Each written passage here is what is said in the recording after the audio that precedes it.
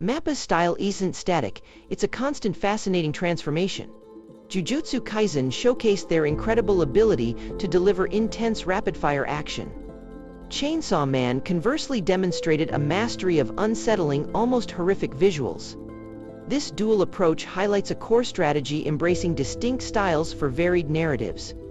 They seamlessly blend energetic animation with darker, more surreal aesthetics. Ultimately, Mappa's evolution proves their commitment to pushing the boundaries of anime.